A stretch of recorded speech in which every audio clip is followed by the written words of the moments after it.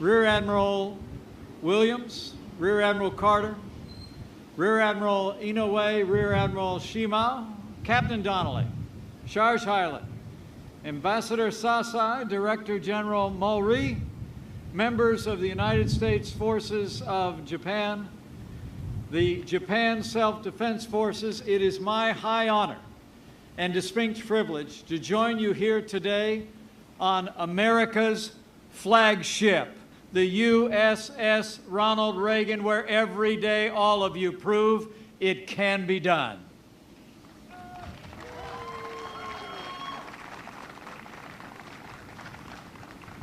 Now, you all look sharp out there, but at ease. It's so good to be with you today. I bring greetings from the President of the United States of America, your Commander-in-Chief, President Donald Trump.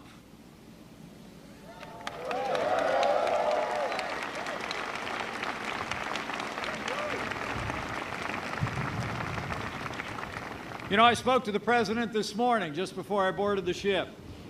He said to tell you that he's proud of you.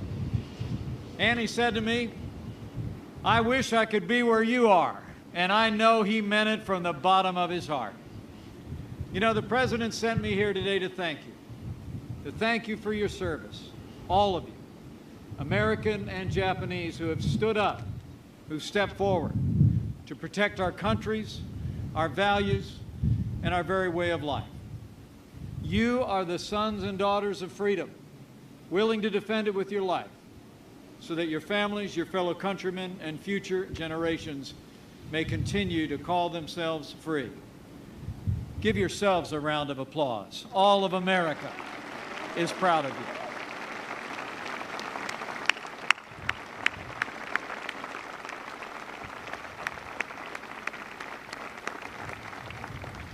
You know, the good book tells us if you owe debts, pay debts. If honor, then honor. If respect, then respect. I stand before you today on behalf of your Commander-in-Chief to pay a debt of gratitude to each of you and to express the well-deserved respect of the President of the United States and the American people for all of you who wear the uniform of this country.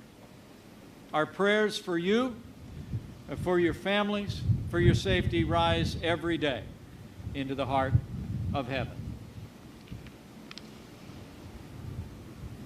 In a word, you are the best of us, heroes all, and you are here, the Americans among you, so far away from home, because the United States of America and Japan are bound by history, a time-honored treaty, and the abiding oath of friendship. The United States-Japan alliance is the cornerstone of peace, prosperity, and freedom in the Asia-Pacific.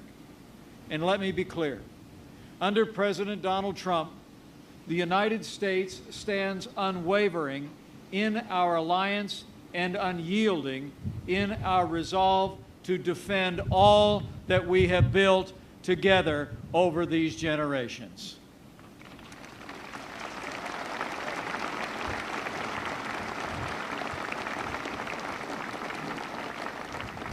Our bond with Japan is strong and growing stronger by the day. In February, only weeks after he took his oath of office, President Trump welcomed Prime Minister Abe to the White House, where they reaffirmed, in their words, their strong determination to further strengthen the U.S.-Japan alliance. You here, on the deck of this great ship, are the physical manifestation of that alliance. And I have to tell you, it is deeply inspiring to stand before you today and see what I see gathered here on this deck. Every American would be inspired and proud if they had this view, and I know I am.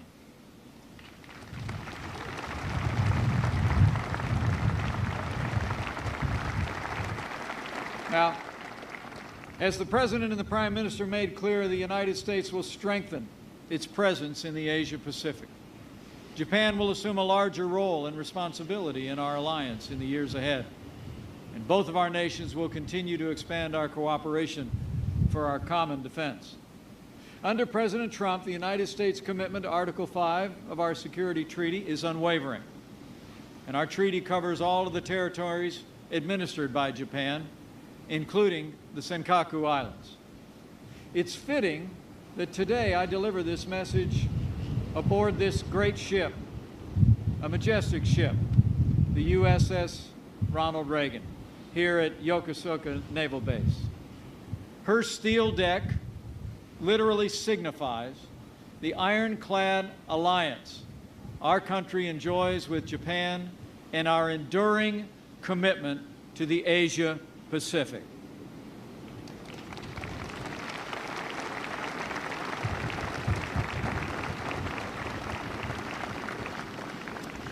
You know, we're standing on a ship named after my second favorite president.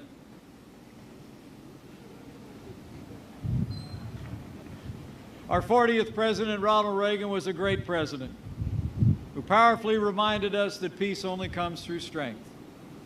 You are that strength. Today, over 50,000 U.S. troops and a further 50,000 civilians and family members are stationed here in Japan. And the United States will continue to deploy more of our most advanced military assets to the region in the years ahead. Beyond this noble ship and the carrier strike group that it leads, by the year 2020, this ocean will boast 60% of our Navy's fleet. And the skies above already have F-35 Joint Strike Fighters flying for freedom.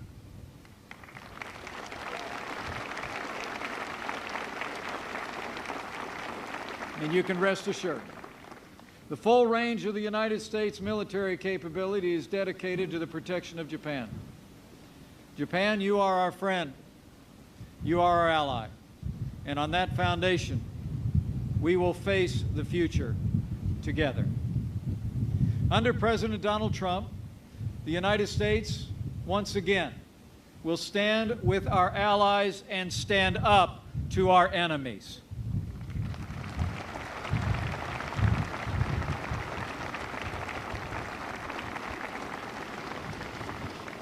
And I can assure you, President Trump will unfailingly support the brave men and women in uniform who defend our freedom every single day.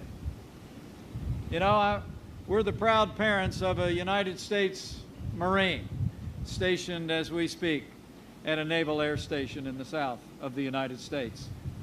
And I have to tell you, as the parent of someone in the service, it's the greatest privilege of my life to serve as Vice President to a President who is so dedicated to the men and women of our armed forces, their families, and our veterans. I can tell you from my heart, President Donald Trump will be the best friend America's armed forces will ever have.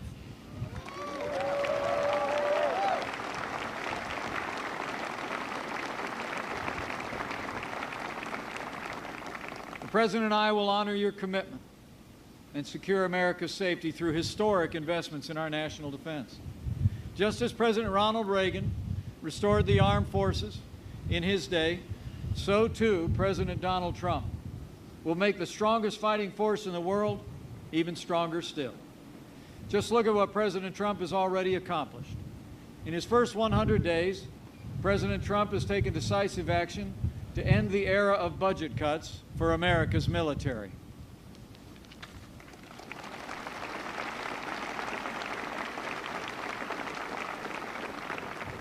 President Trump has submitted a budget which will rebuild our military and restore the arsenal of democracy, with the largest increase in defense spending since the days of the namesake of this ship sat in the Oval Office.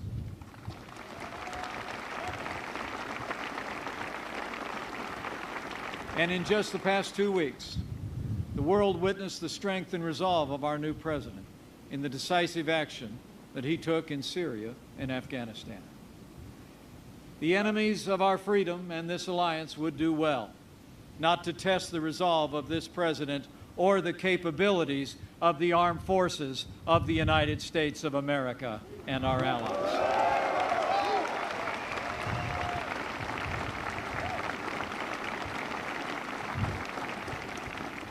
Make no mistake, Under President Donald Trump, the United States will be strong, stronger than ever before.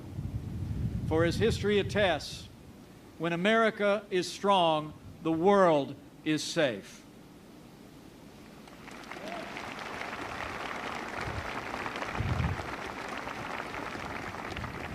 A strong America, militarily, economically, and diplomatically, is vitally important to this region and all who call it home. It was through the bravery of our service members and the spirit of our people that America established a foundation of peace and freedom that endures in the Asia-Pacific to this very day. And under President Trump, the United States will continue to defend prosperity and ensure security on these seas and between our lands. Today, as in ages past, American leadership lights the way.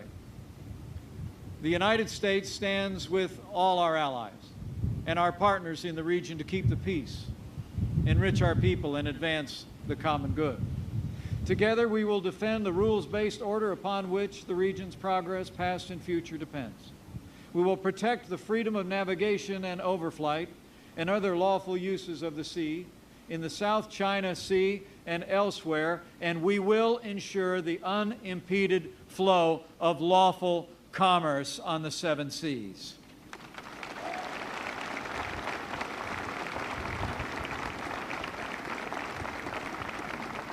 We will uphold international rules and norms, promote peaceful diplomatic dialogue to address issues of regional and international concern. And we will defend human rights because the dignity and worth of every person is an eternal value of the United States of America. Under President Trump, the United States will faithfully defend all that we hold dear, for we know that if we falter, the light of truth and freedom in the world could swiftly be extinguished. We gather here today on this deck and in this place as storm clouds gather on the horizon. On Monday, I traveled to the front lines of freedom, where the vibrancy of a free South Korea meets directly the repression of North Korea. At the demilitarization zone, I met with the brave men and women who watch over that land day and night. They know what you who stand in the gap in this region already know. North Korea is the most dangerous and urgent threat to the peace and security of the Asian Pacific. For more than a generation, North Korea's leaders have sought to develop nuclear weapons and the ballistic missiles on which to deliver them. They have impoverished their people and embittered the region in their pursuit of this dangerous goal. For more than 2 decades, from the agreed framework of 1994, the 6-party talks in the year 2003 to 9, to the strategic patience of the recent past, the United States and our allies have worked tirelessly to peacefully dismantle North Korea's nuclear program and alleviate the suffering of its people. But at every step of the way, North Korea answered with our overtures, with willful deception, with broken promises, and nuclear and missile tests, including a failed missile test they attempted just this past Sunday. As President Trump has made clear to the world, the era of strategic patience is over.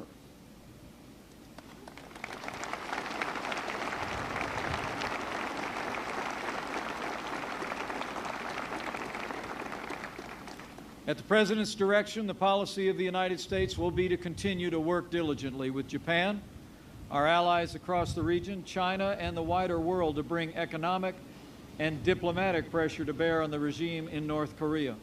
And we will do so until they abandon their nuclear and ballistic missile programs. But as all of you know, readiness is the key. And you, the instruments of American policy, should know. All options are on the table. History will attest, the soldier does not bear the sword in vain. And those who would challenge our resolve or our readiness should know. We will defeat any attack and meet any use of conventional or nuclear weapons with an overwhelming and effective American response.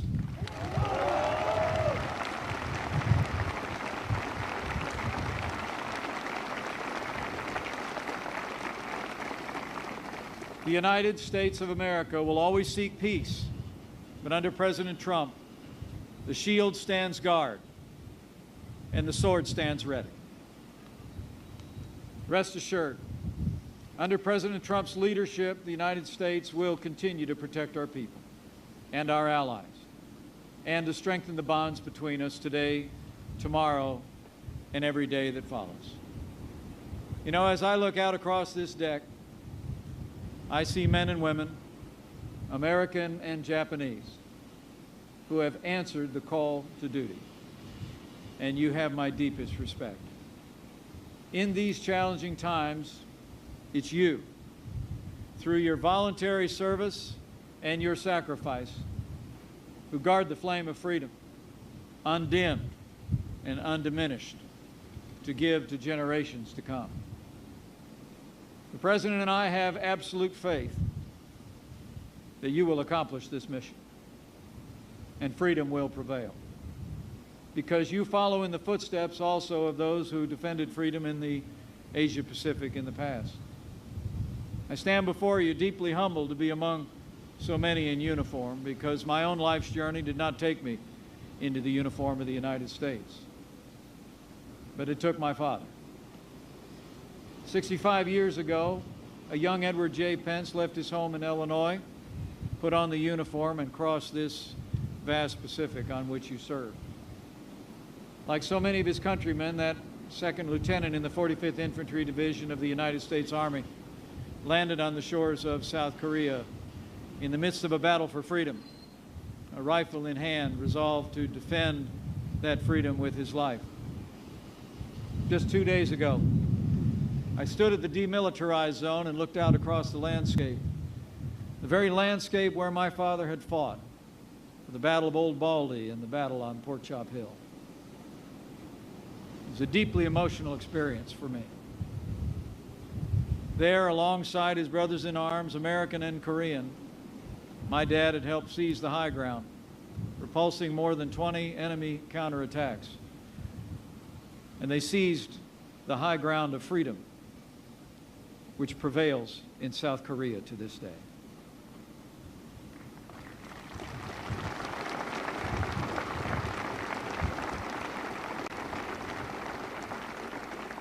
"64 years ago last week, my dad was had a medal pinned on his chest for his valor on the field of battle.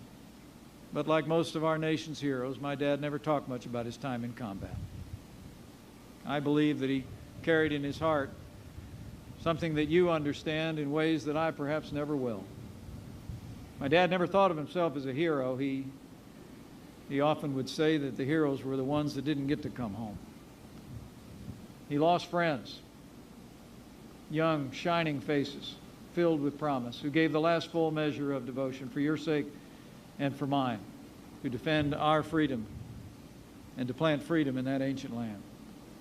And they succeeded. So now it's our turn in this generation.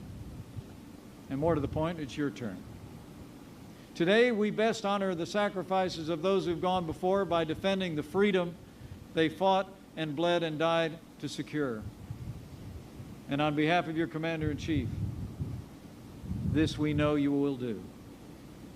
As President Ronald Reagan said in his time, quote, "We must realize that no arsenal or no weapon in the arsenals of the world is so formidable as the will and moral courage of free men and women. It is a weapon our adversaries in today's world do not have."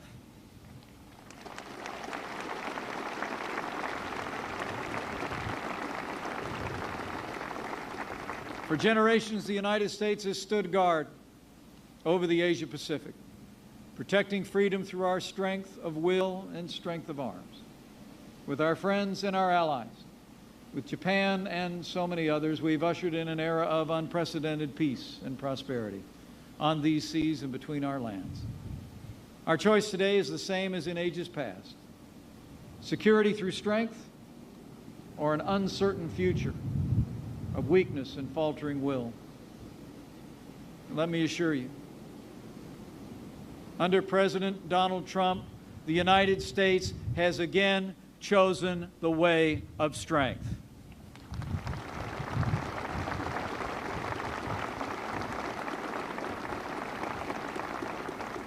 Under President Trump, the United States has chosen prosperity and security and an unwavering commitment to the Asia-Pacific.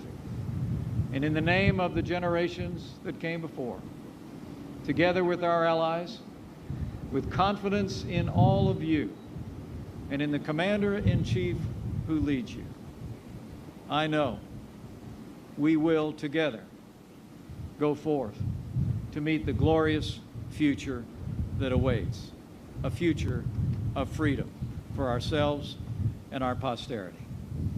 Thank you. Godspeed on the USS Reagan's imminent deployment. God bless you. God bless Japan. And God bless the United States of America.